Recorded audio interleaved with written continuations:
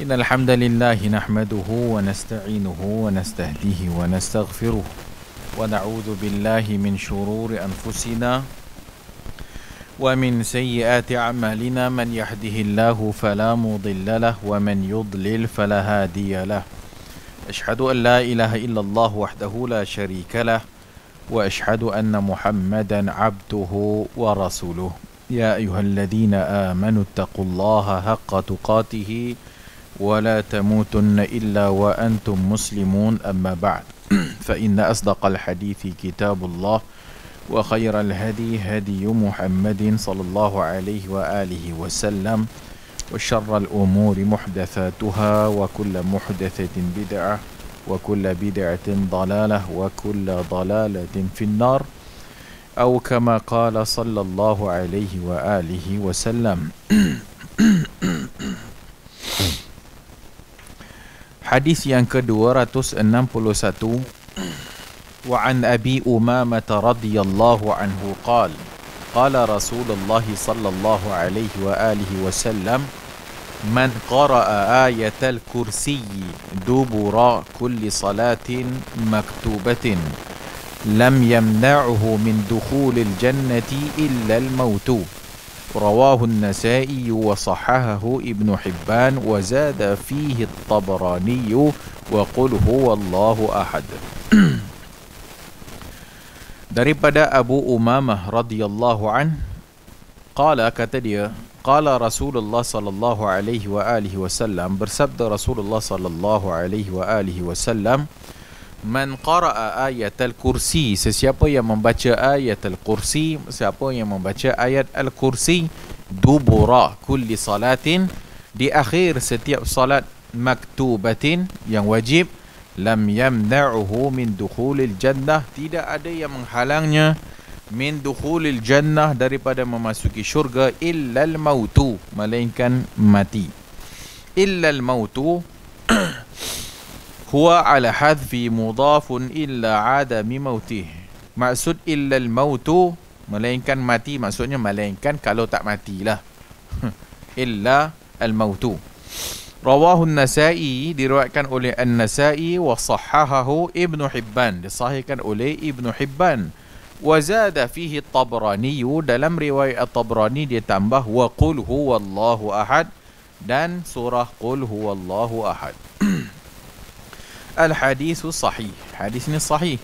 قال الشيخ صديق حسن في نزل الأبرار أخرجه النسائي وابن حبان وفي إسناده الحسن ابن بشر قال النسائي لا بأس به. قال أبو حاتم وبقية رجاله رجال الصحيح، وأخرجه الطبراني بإسنادين أحدهما الصحيح، وأما زيادة الطبراني قل هو الله أحد فقال المنذري وإسناده بهذه الزيادة جيد. Kata Syekh Siddiq Hasan, dikeluarkan hadis ini oleh Al-Imam An-Nasa'i dan Ibnu Hibban, dan katanya dalam sanadnya ada Al-Hasan ibn Bishr. Qala An-Nasa'i la ba'sa bihi, kata An-Nasa'i la ba'sa bihi. La ba'sa bihi, kalau nak terjemah, la, tak mengapa, la ba'sa bihi. Qala Abu Hatim, berkata Abu Hatim, Al-Imam An-Nasa'i juga Imam Jarah wa Ta'dil, Al-Imam An-Nasa'i. Qala Abu Hatim, berkata Abu Hatim, wa baqiyah, dan yang lain-lain, rijaluhu rijalus sahih, selain daripada itu dia punya rawi adalah rawi sahih. Wa akhrajahu Tabrani bi isnadain, Al-Imam Tabrani bawa keluar dengan dua sanad. Faqal ahaduhuma sahih, salah satunya sahih. Adapun wa amma ziyadatu Tabrani qul huwallahu ahad, dalam riwayat Tabrani ada tambahan qul huwallahu ahad, surah Al-Ikhlas. Berkata Al-Imam Al-Munziri wa isnaduhu bihazihi ziyadah jayyid, dan sanadnya dengan tambahan qul huwallahu itu adalah jayyid. Qala fi majma'iz zawaid li hazihi ziyadah isnadan ahaduhuma jayyid. Secara umumnya hadis sahih. Rawahu An-Nasa'i fi Sunanil Kubra, disahihkan oleh Syekh Al-Albani rahimahullah di dalam Sahih Al-Jami'.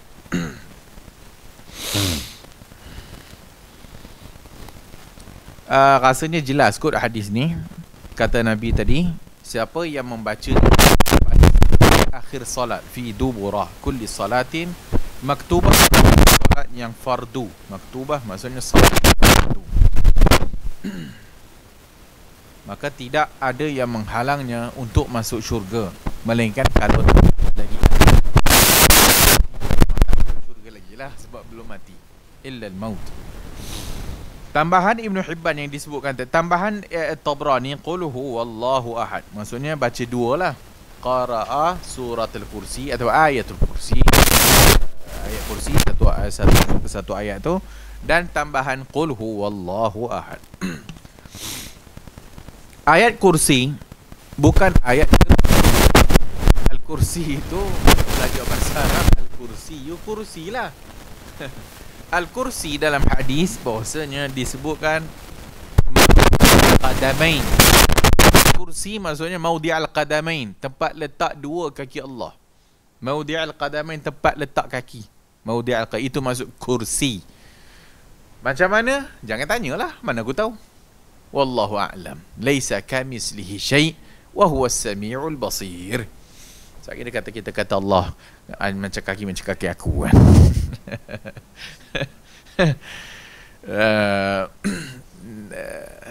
Tengoklah pok-pok Wahabi ni. Summa stawa 'alal arsh.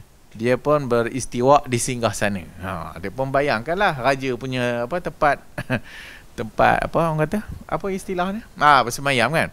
Tempat bersemayam. Tiba kursi pula, tempat letak dua kaki. Memang betul popok ni musyabbihah wal mujassimah. Dia orang yang bayang kan? Dia kata kita lah yang bayang. Tak malu. Kita bila kita sebut dengan jelas, laisa kamisli syai'un samil basir, dah tak datang penyakit tu kan? Banyak kali yang kita sebut itu penyakit. Penyakit menyamakan Allah dengan makhluk itu penyakit. Sebab kaedahnya tak betul. Kaedah tak betul. Dia datang dengan kaedah nak membersihkan tanzih. Tapi dia pergi kepada tashbih dulu, baru tanzih. So tak betul lah. Dia kena pergi kepada kaedah isbat dulu, baru tanzih. Isbat dulu, tetapkan dulu dengan sifat tersebut sebagaimana yang Allah sebut dalam Quran dan bagaimana yang Nabi sebut dalam hadis. Lepas daripada itu baru datang tanzih, iaitu dengan ayat laisa kamisli syai'. Allah Subhanahu wa taala telah pun bagi kaedah yang mengeluarkan manusia ni daripada penyakit itu dengan ayat laisa kamisli syai' wa huwas samiul basir. Tapi oleh kerana ahli bid'ah ni, oleh kerana dia dah lama dengan bid'ahnya tu, so bid'ah kalau nak hilang memang susah lah. Memang susah nak hilang. Dia bila disebut tentang Tuhan je, dia automatik dia nak nyamakan dengan dia lah. Itu barulah musyabbihah. Itu baru mujassimah. Tapi tak ada Wahabi yang mujassimah. Kalau ada, main beritahu kita, mana kita main pelupuh kepala dia. So apabila disebut al-kursi maudi' al-qadamain, sebab disebut dalam riwayat maudi' al-qadamain. Tapi yang kau sibuk nak bayang, kenapa? Ma yukhadhu min al-hadith. Apa faedah hadis ni? Pertama, fadilat ayat kursi lah. Fadilat ayat kursi, ayat yang agung. Lama ishtamalat alaihi min al-asma'il husna, kerana ayat ini mengandungi asma'ul husna, nama-nama Allah yang baik, wasifatil ula, dan sifat yang maha tinggi, wal wahdaniyati, dan keesaan Allah, wal hayatul kamilah, wal qayyumiyati daimah, semua sifat Allah lah tentang ayat kursi ni. Sebab tu dia suatu ayat yang agung, ayatul kursi. Allahu la ilaha illa huwal hayyul qayyum. Dia menyatakan bahawasanya Allah itu tidak ada ilah yang berhak diibadahi dengan benar melainkan dia sajalah yang al-hayyu al-qayyum. Al-hayyu al-qayyum. Maka Allah bersifat dengan al-hayy al-qayyum. Hak ni semua asalnya tak ada masalah lah kot, semua kita faham dah. La ta'khuzuhu sinatun wala naum. Dia tidak ngantuk dan tidak tidur. Dah kata namanya Allah, kalau ngantuk atau tidur memang bukan Allah lah. Ini basic je. Kalau kita kata ada orang kafir yang mengucap la ilaha illallah, asyhadu an la ilaha illallah, dia kata kan, belum tentu lagi dia ucap tu betul ke dia masuk Islam ke tak. Ada sebahagiannya mungkin oleh kerana kondisi dan keadaan dia yang tersepit, maka dia ucaplah apa saja yang boleh dia ucap. Mungkin dekat hospital ke, aku dah nak mati ke apa ke, dia pun ucaplah. Tapi kadang-kadang kalau disembang dengan dia, dia tak faham pun kan. So kalau orang yang mengucap la ilaha illallah ni, paling kurang benda basic, dia kena beza antara al-khaliq dengan makhluk, pencipta dan yang dicipta. So kalau dia boleh bersetuju adanya pencipta dan yang dicipta, dan baru boleh bahas yang lain kan. Adakah dia juga mempercayai bahawasanya pergantungan dan tempat yang Tuhan memerlukan pergantungan? Tak mungkin. Makhluk yang memerlukan kepada pergantungan. Masuk bab letih tak letih, tidur tak tidur kan. Kalau semua itu dia menafikan bagi Allah benda yang macam tu, maka itu solid lah akidah dia. Ada orang tanya, boleh tak Allah Subhanahu Wa Taala menciptakan Tuhan yang macam dia? Kalau yang soalan biasa, boleh tak Allah Taala menciptakan suatu batu yang besar yang dia tak boleh angkat? Itu soalan tu semua soalan yang semua tak betul belaka. Boleh tak Tuhan menciptakan satu Tuhan yang lain? Atau dah kalau dicipta, yang kedua tu dah memang bukan Tuhan lah. Dah sebab dah diciptakan, maka soalan tu tak betul. Soalan itu in the first place, soalan tu memang tak betul pun. So kalau you nak tanya, boleh tak satu Tuhan menciptakan Tuhan yang seumpama dengan dia, itu soalan bodoh namanya. Soalan yang tak mungkin. Dan kalau kau kata benda ni diciptakan, dah tentulah bukan Tuhan lah, maka dia makhluk lah. Maka dia balik perbahasan, kadang-kadang perbahasan apa dipanggil terselsul, duk berbalik-balik tak kesudah. So hak ni kadang-kadang perbahasan yang nampak macam cerdik tapi dok. So Tuhan bila dicerita la ta'khuzuhu sinatun wala naum, tak ngantuk dan tak tidur. Dan kalau dah ngantuk memang bukan Tuhan lah. Dah kalau Tuhan dia pergi buat langit dengan bumi 6 hari, kemudian dia pergi rehat, memerlukan kepada rehat, itu bukan Tuhan namanya kan. Dia jadi makhluk lah. Lahu ma fis samawati wa ma fil ard. Baginya as-samawat, langit-langit, wa ma fil ardi. Man zalladhi yashfa'u 'indahu illa biiznih. Man zalladhi, siapa dia yang yashfa'u 'indahu? Siapa dia yang boleh bagi syafaat di sisinya? Illa biiznih, melainkan dengan izinnya. Hak ni bab syafaat. So syafaat Nabi SAW, kita minta syafaat Nabi kepada Allah lah. Kalau kita taat kepada perintah Allah, ikut sunnah Nabi, maka dapatlah syafaat Nabi. Dan syafaat Nabi itu bukan dari Nabi. Nabi diberi izin oleh Allah Ta'ala. Kalau dia kata syafaat itu Nabi yang apa orang kata, Nabi yang bagi, itu mustahil. Allah Subhanahu Wa Ta'ala bagi izin kepada Rasulullah untuk bagi syafaat apabila sujudnya Nabi di hadapan Allah Azza wa Jalla. Allah kata, ya Muhammad irfa' ra'sak, angkat kepalamu, ishfa'tu syafa', bagilah syafaat. Baru Allah izin bagi syafaat. So siapa yang Allah tidak izin untuk diberi syafaat, memang tak dapat syafaat lah. Dan siapa yang tidak mengikut sunnah Rasulullah pun, buatlah macam mana pun, kau nyanyilah, qasidah lah macam mana pun, tak dapat syafaat. Kalau sekiranya kau pergi buat benda yang syirik, dan kau pergi buat suatu benda yang menyalahi apa yang diajar oleh Nabi. Nak minta syafaat Nabi bukan mintakan Nabi. Nak minta syafaat Nabi kena ikut perintah Tuhan. Maka antara perintah Tuhan itu adalah mengikut sunnah Rasulullah. Maka barulah lepas daripada itu Allah izin Nabi untuk bagi syafaat atas atas keikhlasan dia menyembah Tuhan, ataupun keikhlasan dia dalam tauhid, barulah dapat syafaat. Apa buktinya? Kan Nabi halau, kita dah sebut dah hadis yang lalu. Nabi halau orang yang datang kepada haud Nabi, nak minum air daripada telanga Nabi. Diberitahu kepada Rasulullah bahawasanya mereka ni, kau tak tahu apa yang mereka dah buat setelah kewafatanmu. Dan kau tak tahu apa nama, mereka telah mengubah agamamu setelah kewafatanmu. Oh, baru Nabi tahu. Oh, buat bid'ah rupanya. ataupun menyelisihi Nabi, ataupun murtad. Bahkan Nabi halau lah, fasuhkan. Nabi halau disebabkan Nabi diberitahu bahawasanya antara umat dia itu ada yang tak mengikut dia. Nabi tak tahu benda ghaib, tapi Nabi diberitahu. Maka begitulah yang dimaksudkan syafaat. Maka Allah kalau dia tak izin bagi, macam mana kau tak akan dapat pun. Man zal ladzi yashfa'u 'indahu illa bi iznihi. Qulillahi syafa'atu jami'an. Katakanlah wahai Muhammad, bagi Allah itu syafaat semua sekali. Milik Allah. Milik Allah lah syafaat itu semua sekali. Termasuklah orang-orang Muslim, termasuklah manusia yang boleh beri syafaat kepada kawan-kawan dia dah.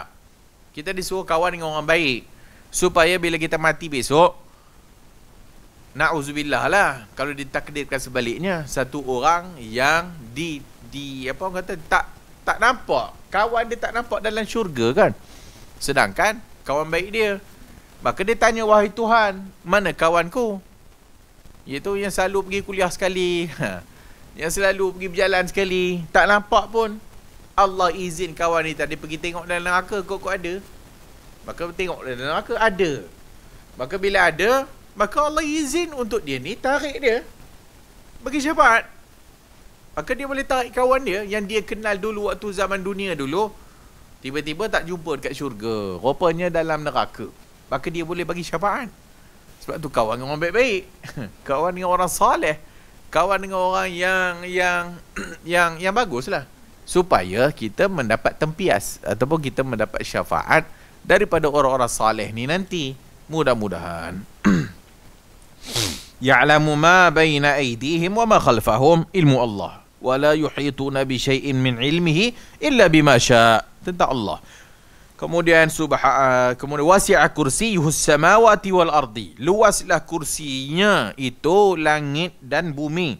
Mimma yadullu ala mulkihil al-wasi' wa jalalihil azim wa sultanihil qawim wa ihatatihi al-kamilah wa qudratihi at-tammah wa iradatihi an-nafidhah wa annahu al-hafidhu lis-samawat wa man fiha wal ardi wa man fiha bil asbabil qawiyyati wan nizam al-muhkam wat tartib al-ajib. Wasi'a kursiyyuhus samawati wal ard. Luaslah kursi Allah Ta'ala itu langit dan bumi. Dicampakkan, dibuat perumpamaan antara arasy Allah Subhanahu wa Ta'ala dengan kursi kan. Arasy Allah Ta'ala tu pun adalah makhluk yang paling besar. Arasy Allah makhluk yang paling besar. Ada namanya kursi yang tadi tu, Maudi'al Qadamain. Kursi nak dibanding dengan arasy Allah Ta'ala, maka dia seumpama sebentuk cincin yang dicampak di tanah yang luas. Sebentuk cincin kecil tu dicampak di padang yang luas. Maka itu perumpamaan lah. Allah maha besar. Allah tu dah maha besar. Kursi adalah makhluk yang paling besar dan yang paling tinggi sekali. Kursi lah. Arash. Bawah arash ada apa? Bawah arash ada apa? Ada air. Bawah arash ada air. Wa kana arshuhu 'alal ma'. Adalah arsy Allah Ta'ala tu atas air kan, atas lautan. Bawah lagi adalah kursi. So kursi tu nak banding dengan arash tu dah kecil lah. Kursi pula nak dibanding pula dengan langit dengan bumi, sama seumpama itu juga. Macam cincin dicampak ke suatu padang yang luas, itu langit-langit pula. So dikatakan kursi ni luasnya langit-langit dan bumi. Bayangkanlah kan. Wa huwal aliyyu, dan dia maha tinggi. Wa huwal aliyyul azim, maha agung. Maka ayat ini mengandungi ma'anil jalilah wasifatil ilahiyah, dan sifat ketuhanan al-hamidah yang terpuji, wal ma'arifir rabbaniyatil azimah.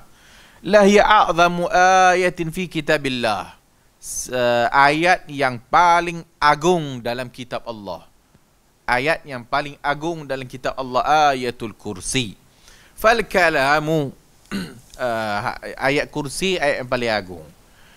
Yang mengajar ke ayat kursi kepada Abu Hurairah, setan. Kan? Yang mengajar ayat kursi. Kan setan datang tu ambil daripada harta Baitul Mal. Abu Hurairah tangkap. Aku bawa ke jumpa Rasulullah. Dia minta maaf lah, aku dah tak ambil lah, besok aku tak datang. Besok dia datang lagi. Dia ambil lagi kan. Datang lagi. Aku kata aku nak bawa kepada Nabi. Aku dah maafkan kau. Hari ni kau datang lagi, curi lagi. Aku bawa kau jumpa Nabi. Janganlah. Aku tak curi dah. Besok malam datang lagi. Muka kau lagi. Abu Hurairah tak tahu lah, setan kan. Setan dia boleh menyerupai. So bila dia tak tahu, maka dia nak bawa jumpa Nabi lah. Kali yang ketiga bawa nak jumpa Nabi, dia kata janganlah. Nak tak aku ajar kepada kau satu ayat yang kalau kau baca kan setan takkan ganggu dah. Apabila ada dia ajar ayatul kursi, maka dia cerita kepada Rasulullah. Maka kan Rasulullah kata benda yang dia ajar tu benar, tapi dia tu kadzub. Dia tu pendusta. Setan lah, memang pendusta lah. Tapi yang dia ajar tu betul. Yang dia ajar tu betul. Siapa yang berguru baca kitab tanpa guru, gurunya setan.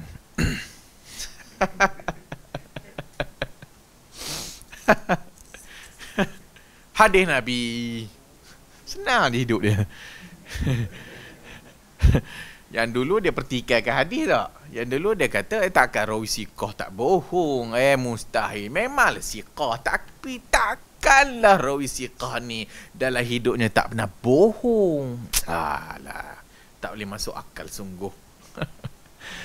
Rawi ini kadzab, pendusta. Takkanlah seumur hidupnya dusta.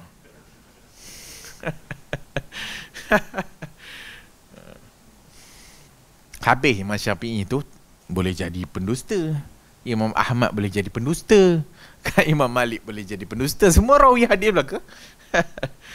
Tiba-tiba siapa berguru dengan setan? Siapa yang baca buku tanpa berguru, gurunya setan. Tak apa-apa. Betul ke guru setan? Kalau baca buku yang kalau dia tak ada asas, hanya baca buku saja, boleh jadi sesat lah, betul lah. Tapi kalau dah kawan tu dah mengaji dan sebagainya, lepas dah dia ada kunci kan, maksudnya dia dah belajar, dah ada maharah, dah ada kemahiran, dah ada manhaj, maka dia pun baca kitab-kitab yang lain-lain. Apa masalahnya? Apa faedah ulama tu dari kitab kalau dah tak boleh baca kitab? Macam dia tu semua kitab guru. Yang cakap tu pun Sahih Bukhari dia dah habis berguru lah. Kan, daripada hadis pertama sampai hadis akhir. Berguru ke tak? Haram pun. Buka pun haram. Hadis Muslim lagi. Sampai mati tak habis guru. Kita hadis berlambak. Kalau nak baca berguru semua kitab, jenuh. Yang penting ada metodologi, ada manhaj. Dah tak faham, bertanya kepada guru lah. Memanglah sebagai kita hadis tu kalau hatta kalau nak baca semua hadis pun tak ada, bertahun lah guru mati pun kitab tak habis lagi. Betul, sambung pula guru baru, tiba-tiba kena gam pula, pun tak habis pula. Dulu kita kat Mustaqim, kita buka Mutatul Ahkam kan tak habis tu. Sampai Jumaat kena gam. Lepas kena gam dah habis semua, dia bercepera dalam masjid tu. Dah kita tukar 4 lain, kita start kitab lain pula kan. Bila nak habis?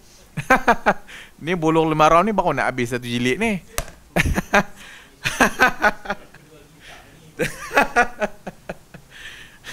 Yang untung yang jual kitab, betul tu.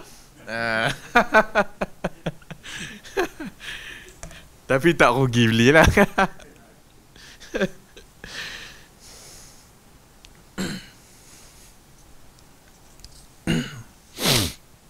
Qul huwallahu ahad, surah Al-Ikhlas.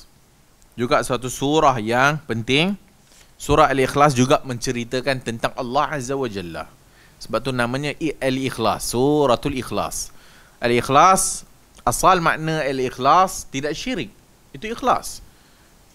Maka bila qul huwallahu ahad sampai habis, maka dia memang menceritakan tentang Allah Azza wa Jalla dan sifat-sifat Allah Azza wa Jalla.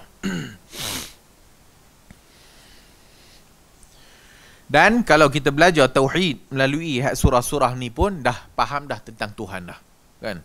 Qul huwallahu ahad, Allahus samad, lam yalid wa lam yulad wa lam yakun lahu kufuwan ahad. Itu basic. Allah dah bagi tahu dah jelas tentang diri dia tu siapa. Qul huwallahu. Katakan Allah itu ahad, esa. Dia tak kata qul huwallahu wahid. Katakanlah Allah itu satu. Dia tak kata satu, dia kata esa. Kalau dia kata wahid, dan mesti ada isnan, thalatha, arba'a, khamsah. Tapi dia tak guna wahid, isnin. Dia guna ahad. Memang ahad, memang tak ada, lepas tu tak ada dah. Ahad esa. Kita terjemah esa lah. Orang Kelantan terjemah apa? So. Kalau so dia tak datang 2, 3, 4 ada. Tak tahulah, aku bukan orang Kelantan. So qul huwallahu ahad. Katakan Allah itu esa. Allahus samad, tempat bergantung. Lam yalid wa lam yulad, tak beranak dan tak diperanakkan. Wa lam yakul lahu kufuwan ahad, dan tak sama dengan sesuatu pun. Dah habis, selesai. Apa yang terlintas yang kau fikir tentang Tuhan, yang kau terlintas dalam kepala otak kau, itu bukan Tuhan. Dah selesai masalah. Maka dalam hadis ni istihbab qiraati tilka al-ayatul azimah wa hadhihi surah asy-syarifah ba'da kulli salatin mafruḍah. Maka jadi mustahab untuk kita baca ayat kursi, surah qul huwallah setelah daripada setiap solat. Liyaktamila bihima dhikruhu li rabbih wa yarfa'u bihima ma naqata min salatihi dan sebagainya. Wa fi isbatil jaza' al-ukhrawiyyah. وفيه أن الأعمال الصالحة سبب لدخول الجنة كما قال تعالى. Antara faedah hadis ni lagi menunjukkan bahawasanya amalan saleh itu adalah sebab masuknya syurga. Amalan saleh adalah sebab masuk syurga. Apa amalan salehnya? Ayat kursi. Baca ayat kursi setiap kali lepas salat fardu dan qul huwallah, maka ganjarannya syurga Allah Azza wa Jalla. Dan yang lain-lain lah. Maka setiap amalan saleh adalah penyebab kita masuk syurga Allah Azza wa Jalla. Jazaan bima kanu ya'malun. Balasan kepada apa yang mereka kerjakan. So Allah Ta'ala kata melalui hadis ni, maka Nabi kata siapa yang baca ayat kursi masuk syurga. Tapi yang macam mana? Baca ayat kursi tapi syirik bermaharajalela dia buat. Baca ayat kursi siang macam setiap kali solat baca ayat kursi, lepas tu dia pergi jumpa bomo. Ni tak ada can lah. Baca ayat kursi, lepas tu dia pergi telik nasib lah ke benda ke. Baca ayat kursi, kemudian dia buat syirik-syirik yang lain. Ini usaha Arab lah. So orang yang baca ayat kursi yang dimaksudkan kat sini dah tentulah yang faham apa maknanya dan yang faham apa tuntutannya, barulah masuk syurga. Tak macam tu saja baca ayat kursi masuk syurga. Siapa hafal 99 nama Allah masuk syurga. Banyak cantik kau. Siapa hafal kat situ apa maksud dia? Hafal saja. Tu nyanyi nas'aluka ya man huwallah, masuk syurga tak? Faham ni tak? So siapa yang memahami nama-nama Allah dan melaksanakan tuntutan daripada nama-nama Allah tersebut, barulah betul masuk syurganya. Bukan beramal dengan amal bid'ah pula. Siapa nak rezeki, bacalah Ar-Razzaq 50 kali. Ar-Razzaq, Ar-Razzaq, Ar-Razzaq, Ar-Razzaq. Siapa je? Itu bukan hafal nama Tuhan. Siapa yang nak supaya Allah Ta'ala menyayangi ni, bacalah Ar-Rahim, Ar-Rahim, Ar-Rahim, Ar-Rahim 33 kali. Kan amalan membaca Asmaul Husna dengan yang macam tu, kaedahnya itu semua merepek. Tak ada zikir apa itu. Dan tak ada amalan yang dipanggil Asmaul Husna kau baca 50 kali, 33 kali, 77 kali dan sebagainya. So yang dimaksudkan man hafizaha, siapa yang memeliharanya. Maksudnya siapa yang hafal, bukan hafal saja, siapa yang memeliharanya dalam erti kata melaksanakan tuntutan daripada kalimat ataupun makna daripada Asma'ullah Al-Husna, baru dia masuk syurga.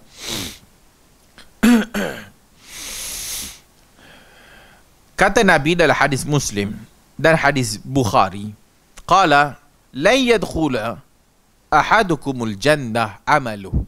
Satu orang tak akan masuk syurga dengan amalannya. Macam mana? Nak hadis tu pula kata tak ada orang masuk dengan amalan. Satu orang tidak masuk dalam syurga kerana amalannya. Faqila wala anta ya Rasulullah? Adakah engkau juga wahai Rasulullah masuk syurga bukan kerana amalan?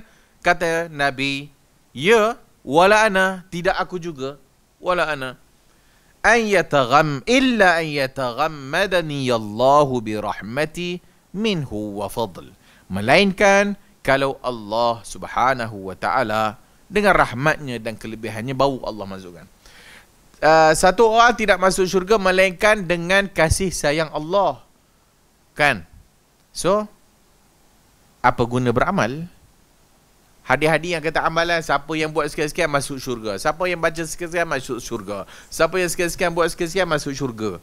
Hadis ni dengan yang di apa ayat tadi ataupun yang kita baca tadi ataupun yang menceritakan tentang amalan yang masuk syurga tidak bertentangan sikit pun. So kita jamakkan, kita gabungkan dalil-dalil ni. Orang masuk syurga dengan rahmat Allah. Macam mana nak dapat rahmat Allah kalau tak beramal? Macam mana kalau nak dapat rahmat Allah kalau tak beramal? So kalau dia duduk goyang kaki saja semayang apa hidak, bila orang tanya kenapa tak semayang Mat? Lah, kita masuk ni dengan kasih sayang Allah, bukan sebab kau solat. Kan? Bukan sebab engkau puasa, bukan sebab engkau baca ayat kursi di akhir solat. Itu dah salah faham lah tu. Kalau duduk goyang kaki semayang apa-apa hidak, memang tak dapatlah kasih sayang Allah. Kalau dah tak dapat kasih sayang Allah, nak dapat syurga macam mana? Maka kita beramal dengan apa yang mampu daripada apa yang kita mampu nak buat lah. Baru berikutnya Allah dengan kasih sayangnya masukkan kita dengan kasih sayang dia. La rajulun la yatakallamu bil kalimah. Satu orang bercakap dengan satu kalimat yang mengundang ridha Allah, Allah masukkan dia dalam syurga. Dan satu orang yang bercakap dengan kalimat yang mengundang sakhatillah, yang mengundang kemurkaan Allah, Allah campak dia dalam neraka. Satu orang yang bagi minum anjing air, masuk syurga. Satu orang yang bela kucing, kurung, tak bagi makan, satu orang perempuan muslimah, bagi kurung kucing tak bagi makan, maka masuk neraka. Maka Allah Subhanahu wa taala, memang kita tak masuk dengan amalan kita. Sebab kalau nak banding amalan kita untuk syurga Allah, memang tak layak lah. Tapi kita beramal dengan kadar apa yang kita mampu. Fattaqullaha mastata'tum. Dan bila kita bertakwa dan kita banyakkan amalan kita, maka kita nak supaya Allah Ta'ala tengok kita. Dan bila kita nak Allah Ta'ala tengok kita, maka di situlah mengundang kasih sayang Allah. Maka Allah Subhanahu wa taala kadang-kadang dengan satu saja benda yang kita buat, kadang-kadang Allah suka dan Allah redha dan Allah ampunkan dosa-dosa dia yang telah lalu dan Allah masukkan dia dalam syurga Allah Azza wa Jalla.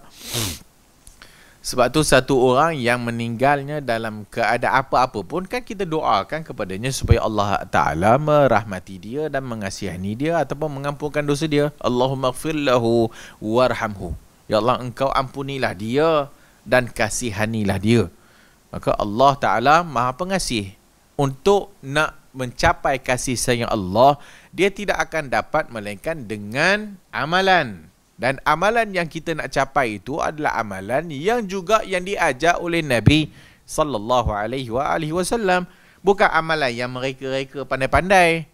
So kalau yang direka pula pandai-pandai, maka ini dah memandai-mandai. Maka bila memandai, kau buat satu amalan dan Nabi tak ajar, tiba-tiba sibuk nak syurga, tak malulah. Kan? Maka kita nak supaya Allah Ta'ala masukkan kita dalam syurga Allah, maka amalannya mesti tepat dengan apa yang dikehendaki oleh Allah dan Rasul. Maka ibadat kita macam kita sebutlah. Maka ibadatnya yang apa yang Nabi ajar lah. Jangan memandai-mandai dalam apa orang kata dengan sangkaan dia kita ni bukan nabi, kita ni banyak dosa. So kena banyakkan apa orang kata amalan lah. Yalah memanglah nabi tak ajar, tapi kita ni siapa? Kan? Kena buat lebih-lebih sikitlah. Hak ni tak diajar oleh Rasulullah sallallahu alaihi wasallam.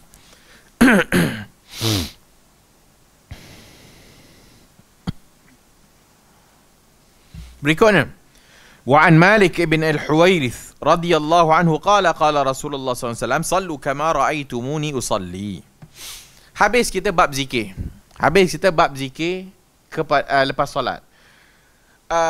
Daripada hadis yang pertama tentang zikir, dia sebut fi duburi kulli salah.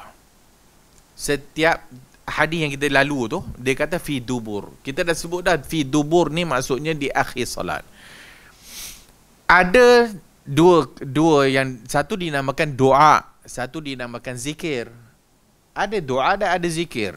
Maka sebahagian para ulama melihat yang dimaksudkan dengan dubur ni satu, dia faham lepas semayang lah.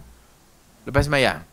So lepas bagi salam, Assalamualaikum warahmatullahi. So apa-apa yang sama ada zikir ke, doa ke, maka dibaca lepas salam. Dibaca selepas salam. Tapi sebahagian para ulama melihat yang dipanggil dubur itu dalam solat, sebelum salam. Yang dikatakan dubur itu di akhir sini, akhir solat dimulakan dengan takbiratul ihram dan diakhiri dengan salam. So kalau kita dah bagi salam, kita telah terkeluar dari dubur. Kalau kita kata punggung kotak ni ataupun punggung kuda tu, dia part daripada kuda tu. Kalau punggung kuda kita kata kat luar ni, itu tak nama punggung kuda lah. Kan? Maka dia attach. Attach dengan benda tu. Itu dipanggil dubur. Maka sebahagian memperincikan yang dimaksudkan dubur adalah sebelum salam. Tapi semua hadis yang menceritakan tentang zikir difahami daripadanya selepas salam. Dan semua hadis yang menceritakan tentang doa dalam salat, sebelum salam. Doa sebelum salam, zikir lepas salam. Antara Syekhul Islam Ibn Taymiyah lah. Maka dia bahagikan kalau doa di akhir. Sebab Nabi suruh doa kan sebelum bagi salam. Nabi doa lindung minta daripada empat apa benda tu. Kemudian Nabi kata, doalah apa yang korang nak doa kan. Doalah apa yang nak doa lah. Maka tempat berdoa fi dubur, tempat berdoa di akhir solat adalah sebelum salam. Adapun lepas salam adalah tempat zikir. Selepas salam adalah tempat zikir. Doa sebelum salam. So bila doa sebelum salam, sebab kita waktu tu adalah mustajab. Kata Ibn Al-Qayyim, aku heran manusia ni. Waktu dia dekat dengan Tuhan, dia tak nak doa. Lepas dia habis, dia bagi salam, dia berpaling daripada Allah. Kan ada hadis, kalau kita berpaling, Allah pun berpaling. Selesailah kita dengan Tuhan. Kita habis, kita salat, Allah masih melihat kepada kita. Apabila kita toleh, Allah pun menoleh. Maka lepas bagi salam, barulah dia kejor-kejor nak doa. Sedangkan waktu dia hampir dengan Allah Ta'ala tu sebelum salam, dia tak nak doa. Maka dia kata dia heran orang ni. Kenapa dia doa apabila keadaan dia telah jauh daripada Allah dan dia tinggalkan keadaan mana dia dekat dengan Allah. So dalam solat kita ada dua tempat yang kita dekat. Satu solat tu sendiri umumlah. Maka sebelum bagi salam kita dalam solat. Maka selagi mana kita dalam solat, kita sedang diperhatikan oleh Allah Azza wa Jalla. Nabi suruh kita doa dua tempat. Satu, sujud. So bila kita sujud, banyak doa. Fa'aksiru fiha doa. Perbanyakkan doa di dalamnya waktu sujud. Dan Nabi suruh kita doa di akhir, sebelum bagi salam. Maka itu tempat yang dah Nabi peruntukkan dah untuk kita doa ke Allah. apabila selesai salat bagi salam, Assalamualaikum warahmatullahi, Allah pun telah berpaling dari kita, maka tempat di situ zikir. Tempat di situ zikir. Maka semua hadis yang menceritakan tentang zikir lepas salat, lepas salam. Semua hadis yang menceritakan doa sebelum salam. Walaupun demikian, sebahagian melihat bolehlah seperti doa yang kita baca yang lepas, Allahumma a'inni ala zikrika wa syukrika wa husni ibadatik. Dia pun baca lepas dia bersalam, bolehlah juga. Tapi wallahu a'lam, maka sepatutnya kita rebutlah sebelum kita keluar daripada salat untuk doa kepada Allah Azza wa Jalla. Lepas habis salat, maka habislah kita dengan Tuhan. Tinggal lagi tempat itu, makam zikir. So, waktu zikir ni pula, kan kita baca semua hadis-hadis tentang zikir ni, semua sahabat berlainan yang riwayat. Semua sahabat-sahabat yang berlainan yang riwayat. Menunjukkan tidaklah Nabi membaca dengan set. Set 10 zikir. Contoh. Nabi tak begitu. Satu kena baca ni, dua ni, lepas tu Nabi baca ni, lepas tu Nabi baca ni, lepas tu Nabi baca ni, lepas tu Nabi baca ni, lepas tu Nabi baca ni pula, lepas tu Nabi tutup dengan ni. Tak ada. Kalaulah Nabi baca begitu, tak ke sahabat akan riwayat macam tu? Kalau Nabi baca begitu, mesti sahabat riwayat. Mula-mula Nabi baca astaghfirullah, Allahumma antas salam wa minkas salam tabarakta ya zal jalali wal ikram. Kemudian Nabi pula membaca ayat kursi, kemudian Nabi pula baca 3 contoh, cuma kalau Nabi baca ni, kalau Nabi baca ni. Sebab dah Nabi baca begitu. Tapi tak. Yang riwayat ni, kawan ni riwayat lain, kawan ni riwayat zikir lain, kawan ni riwayat zikir lain, kawan ni riwayat zikir lain. Apa maksud dia? So maksudnya, kadang-kadang Nabi baca zikir ni, kadang-kadang Nabi baca zikir ni, kadang-kadang Nabi baca zikir ni, kadang-kadang Nabi baca zikir ni.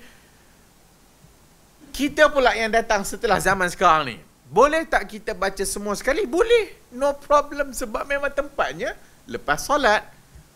Sebab dah dinakalkan Nabi baca fi duburi, di akhir solat Nabi. Semua tu warid.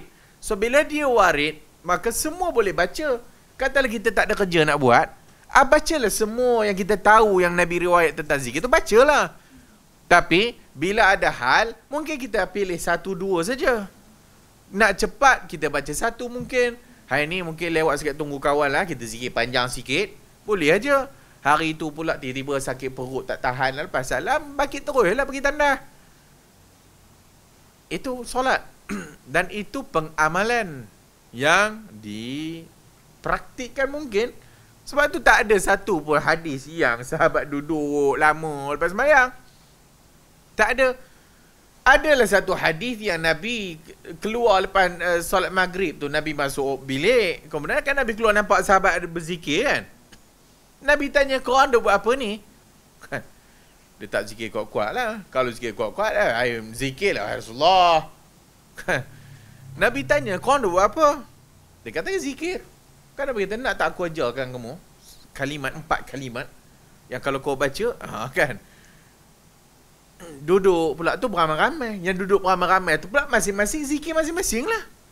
Orang ni zikir ni, orang ni zikir ni, orang ni zikir ni, orang ni zikir ni. Masing-masing zikir cara zikir yang dia nak zikir lah. Nabi tanya, korang duk buat apa? Itu masuk majlis zikir yang betul. Itulah majlis zikir.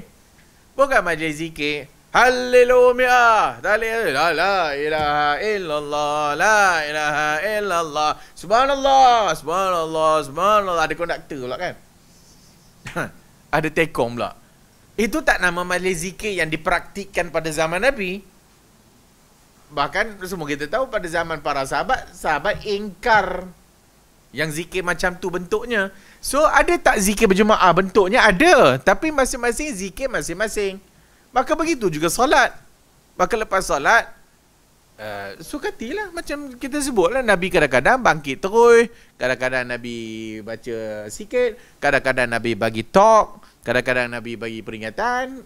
Umum, apa-apa nak bagi tahunya, kita semayang berjemaah dah habis, dah selesai dah.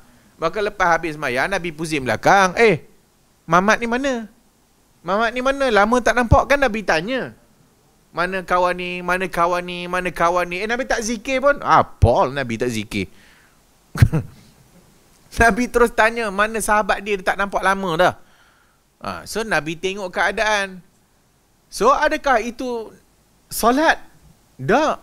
Maka lepas mayang.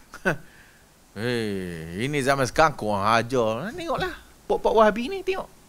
Lepas mayang bangkit terus, tak apa-apa kan. Nabi nak ajarnya, sebab tu belajar solat kan. Mula dengan takbiratul ihram, akhiri salam. Dan para ulama kata tunggu dulu, kalau nak bangkit sabar dulu, bagi imam tu kalih ke belakang dulu kan. Dan imam duduk menghadap kiblat tu dengan kadar astagfirullah, Allahumma antas salam wa minkas salam tabarakta ya zal jalali wal ikram. Kemudian pusing belakang. So bila pusing belakang, menandakan siapa nak bangkit, bangkitlah. Habislah aku punya kerja imam. Zaman sekarang, malas je imam, malas nak kena baca doa. Malas ni, sekejap lagi nak zikir, aku dah lah zikir tak hafal. Kan? Kan susah.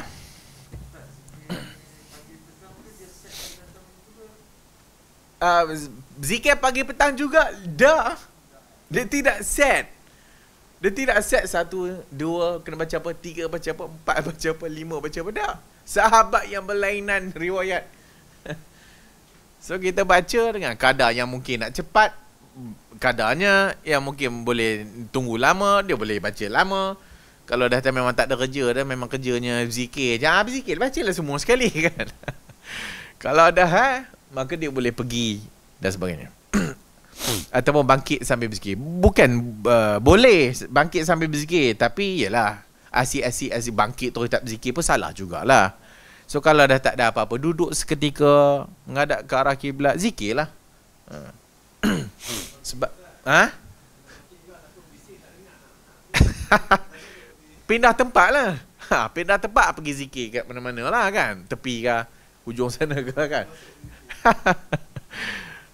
So pengamalan Islam luas, bukan rigid dengan satu bentuk. So dia luas. Dan apa yang kita nak baca, macam kita sebut lah, bacaan iftitah pelbagai, bacaan dalam rukuk pelbagai, bacaan dalam sujud pelbagai. Sesuaikan dengan keadaan hidup kita. Sesuaikan dengan keadaan hidup kita. Pada hari ini mungkin kita rasa tergenang dosa mungkin. So kita pilih zikir-zikir Nabi yang mohon keampunan ke Allah. Hari ini pula mungkin tak ada apa, rasa macam seronok hari ini, puji Allah kan. Pilih. Iftitah, pilih. Ni doa daripada tua sampai, daripada muda sampai tua tu, Allah akbar kabira, alhamdulillah katsira, subhanallah wa tawajjahtu wajhiyal, baca pun harap faham. Sepelbagai kan. Dan setiap zikir Nabi tu macam kita sebut lah, kadang-kadang Nabi baca gini, sahabat ni dengar. Kadang-kadang Nabi baca ni pula, sahabat ni tak ada, sahabat ni pula dengar lain. Tiba-tiba Nabi pula pada hari yang lain pula Nabi baca yang zikir yang ni pula, sahabat lain pula dengar, sahabat ni tak dengar. So begitulah hidup, kehidupan Nabi tu. So the way of life kan. Bukan mesti set, mesti begitu dan begini dan begitu dan begini, macam pokok sufi dia ada set zikir kan. Itu semua rekaan lah. Nabi dia tak akan ajar kita satu benda yang akan terikat kita ni, akan rasa agama susah. Habis bab zikir, dia masuk bab daripada Malik ibn al-Huwairith, qala Rasulullah sallu kama ra'aitumuni usalli, salatlah kamu semua sebagaimana kamu melihat aku salat. Ditutup dengan hadis ni, sallu kama ra'aitumuni usalli. Maka setelah habis dah kita bab solat ni, sifatul solat ni, dan telah habis pun kita bab zikir lepas solat ni, maka penutupnya sallu kama ra'aitumuni usalli, salatlah kamu macam kamu tengok aku solat. Macam mana nak tengok Nabi solat? Mestilah tengok kepada hadis. Tengok dah hadis lah. Oh tak payahlah, Tok Guru aku boleh mimpi. So kita mimpikan lah. Tok Guru, hari ni kita nak tengok Nabi solat macam mana, mimpilah ya. So mimpi. Esok Tok Guru pula dah mimpi. Semalam I pun dah mimpi dah. So Nabi sujudnya panjang. Kan? Dia sujud panjang tu sebab tok guru dia Buya tu tengok Nabi sujud panjang dalam mimpi. Sebab tu datangnya sifat sujud panjang tu. Kumpulan mana? Boleh lah sebut kan, sebab kumpulan tu dah pun dah lama dah disesatkan oleh kerajaan. So apabila semua geng dia tu tengok pergi tempat dia tu, sejadahnya punya besar kan. Dia guna hamparan kain putih tu, besar gila kan. Rupanya sujud panjang. Sujudnya dah sampai nak terterak tu. Tolak je sikit terterak. Sujud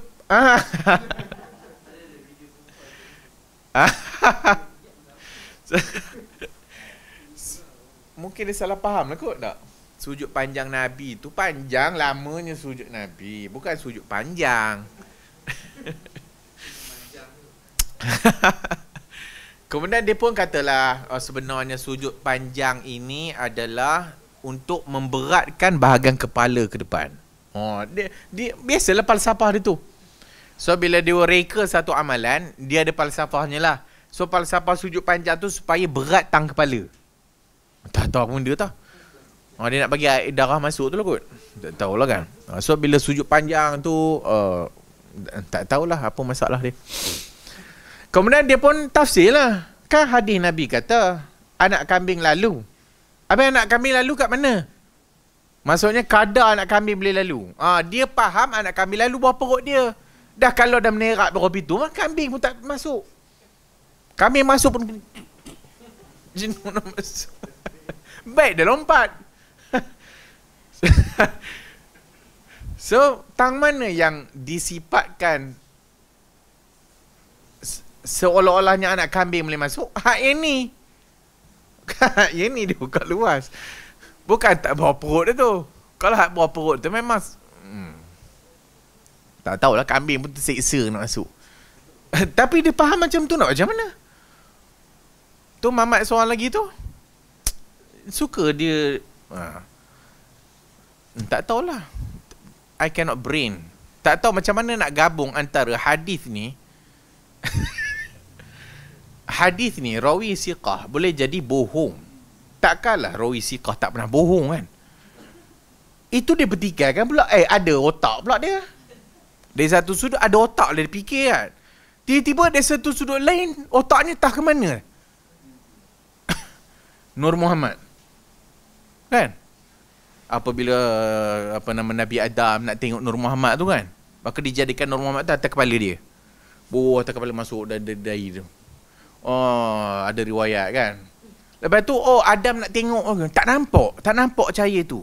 Maka turun lagi. Turun kat bahu. Malaikat nampak kat bahu. Tapi susah nak nampak. Nur Muhammad tak nampak. Turun lagi. Turun ke hujung jari. Lepas turun hujung jari, minta bagi keluar sikit. Bawah kuku. Sebab tu bila kita solat tu, asyhadu an la ilaha illallah tu Nur Muhammad. Asyhadu la ilaha illallah. Dan tengok Nur Muhammad. Tadi ada otak. Tadi dia ada otak, dia fikir, takkanlah rawi yang siqah ni tak pernah bohong. Pandai pula dia nak fikir bab tu. Tapi bab ni dia bodoh. Bab ni tak mana yang cerdik yang tadi tu. Tak datang dalam bab ni. So, cahaya Muhammad nak tu hujung jari. So, nak tengok. Sebab tu semayang tengok hujung jari. Kita tengok jari kita tu sebab apa? Sebab Nur Muhammad ke sebab Nabi tengok? Nabi tengok. Nabi tengok. Bukan sebab Nur Muhammad. Entahlah. Mungkinlah. Takkanlah pendusta tu tak pernah cakap benar. Boleh jadi juga.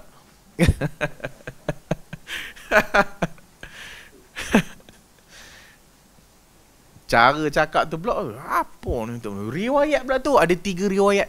Apabila sampai cahaya tu di hujung ni, maka sebab tu bila kita azan, asyhadu anna Muhammadar Rasulullah,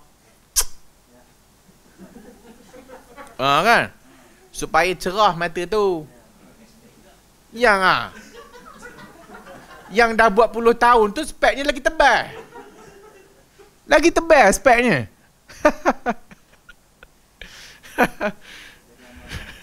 Jadi amalan orang tua kita kan.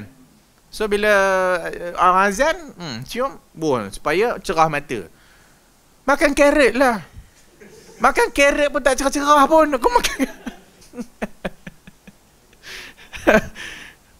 Bab tu dia tak tahu. Bab tu dia entahlah. Bab tu dia tak boleh nak fikir. Bab tu entahlah. Tak tahu aku nak cakap apa lagi. Kan? Tapi yang ikutnya ramai. Yang ikutnya ramai. Yang mana baca kuliah-kuliah baca hadis ni tak ada kita nak dengar kuliah-kuliah yang tak ada hadis ni lah. Penglipu lara tu kan. Elok pokok ni balik zaman Al-Bukhari sebagainya sebat je. Orang terkampung. Sebab tu patutnya kena tangkap. Sebab tu dulu ditangkap pokok macam ni. Sebab rosak habis masyarakat. Tapi nak buat macam mana, masyarakat pun yang ikutnya tu cerdik dalam bab dunia, tapi bodoh dalam bab agama. Cerdik jurutera, doktor, yalah master PhD. Tapi bab ni tak boleh fikir pula. Yang dia buat master PhD tu pandai pula nak cari source, nak tapis ke nanti Viva kena aku kan. Kau ambil kat mana ni? Kena bagi tahu kan ambil kat mana. Pandai pula dia buat thesis master dengan PhD bab tu. Tapi bab hadis terkelaut. Bab hadis terkelaut. Otak tak boleh pakai. So sallu kama ra'aitumuni usalli. Kita salat macam mana yang Nabi salat. Kenapa? Nabi tengok jari waktu dia tasyahud. Mana aku tahu? Ustaz ni tak ada apa tak ada. Kenapa tengok? Sebab Nabi tengok. Nabi suruh. Kenapa tengok tempat sujud? Nabi suruh tengok tempat sujud. Macam balik kepada isu cium Hajar Aswad lah. Kenapa cium Hajar Aswad? Sebab Nabi cium lah. Dan kalau Nabi tak cium, buat apa kita cium? Yang Nabi tak ada pula guling-guling setiap dinding Kaabah. Yang aku pergi guling-guling kat semua dinding Kaabah tu apa hal? Nabi suruh kita cium Hajar Aswad. Bila tak dapat cium, sentuh dengan tangan, ciumlah tangan tu. Bila lagi jauh, lambai je lah. Tak payahlah cium lambai dia. Kau dah tak sentuh dia. Tak payah. Bismillahi Allahu Akbar. Tak apa-apa. Macam-macam lah orang buat kan. Lepas tu sentuh rukun Yamani. Yang lain dah habis guling-guling. Begitu syahdu sekali sapu dinding Kaabah tu kan. Berdoa. Biar sikit amalan ikut sunnah daripada banyak bid'ah.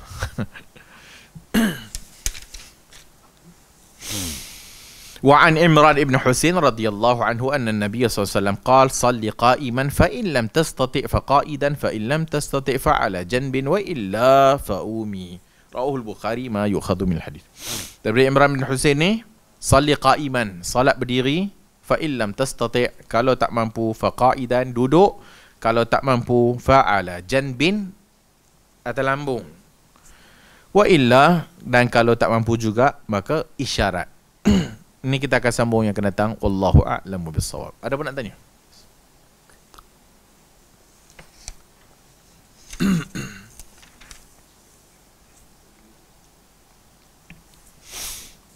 Subhanakallahumma wa bihamdika asyhadu an la ilaha illa anta astaghfiruka wa atubu ilaik.